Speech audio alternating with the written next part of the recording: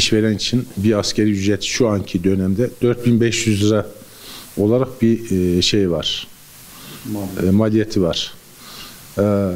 Oysa yani çalışanlar gerçekten biz kendimizi onların yerine koyduğumuzda gerçekten sıkıntılı. Yani 3 milyonla 3 lirayla geçinilemez yani. Çok zor. Ama ülkenin bu sıkıntılar, dünya daha doğrusu sıkıntıda. Bunun yanında şimdi sene başında yani bu Covid'den önce işlerimiz iyiydi yani biz kendimizi amorti edebiliyorduk. Tabii o dönemden bu döneme şu anda 4-5 tane elemanımız fazla çıkaramıyoruz da. Çünkü yani yerlerde bu insan senin yanında çalışıyor. Sen bu insanı sokağa salayamazsın. Neticede bu insanlar her ay her birisi bana 4 lirayla 5 lira arasında bir maliyeti vardır. Aslında devletin burada yapacağı tek çözüm asgari ücrete vergi almayacaktı. Yani bu dönem almasaydı hem işçi iyi olurdu hem işveren. Tüccar olarak kendi hesaplarımı yaptığım zaman gerçekten elektriktir, telefondur bu tip giderler evet bizi sarsıyor. Ama bir de işçi sınıfı çok sarsıyor. Öyle personelim var ki her tarafa borçlu. Bakkala borçlu, elektriğe borçlu, elektriği kesiliyor. Emlak vergisi var. Bir diyor ki abi ben 3 senedir emlak vergimi ödememişim. Peki niye ödemiyorsun? Diyor abi bak ben 3.000 lira para alıyorum. Ben 2,5 milyon para alıyorum. Ben ev kirasını ödeyeceğim. Ben çocuklarımın okul masrafını mı gidereceğim? Kuru ekmekle ancak geçinebiliyorum. Yani bu sıkıntılar yaşanıyor. Devlet yapar mı? Tabii ki yapar. Devlet yapmalıdır da yani. Bu dönemlerde yapmalıdır. Ben 24-25 kişi şu anda yanımda çalışmaktalar. İnanın bu 24-25 kişinin ne yaptığını, ne ettiğini ben hep araştırıyorum. Ne yapıyorsun, nasıl geçiniyorsun, nasıl ediyorsun? Bunlar sıkıntı. Tabii devlet bir ülkeyi yönetiyor. Yani onu da düşünmek lazım.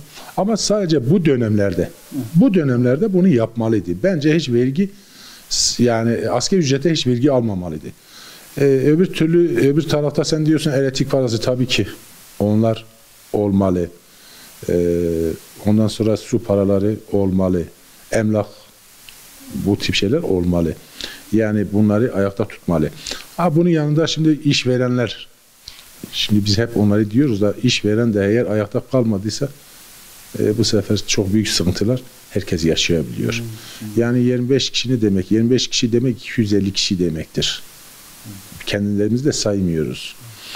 Şimdi bu işverenleri ayakta tutmamız lazım. İşvereni nasıl ayakta tutacağız? Mesela bu asgari ücreti şimdi 500 lira artı spotaj artı SSK 4,5 lira maldır bize bir işverene. Bunları atıyorum bu dönemlerde eğer devlet bunu yapmış olsaydı şunu yapacaktı. Tamam ben 500 lira vereceğim. 500 lira değil ben 750 bin lira vereceğim. 750 lira vereceğim ama vergi de almayacağım. Hem işçi memnun olacaktı hem işveren memnun olacaktı. Çünkü benim yanımda çalışan bir insan eğer tok olmadıysa bana verimli olamaz yani. Gel.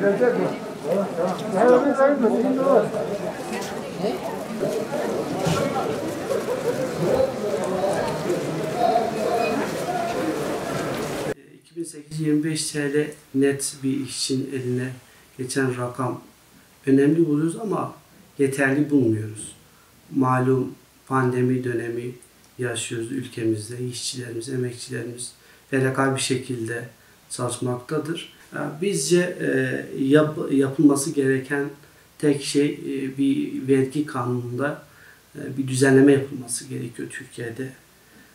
Vergi dilimlerinin, sigorta primlerinin, işçi payının, gelir vergilerinin yeni bir düzenleme ile bir kanun çıkartılarak düzeltme yapılması gerekiyor.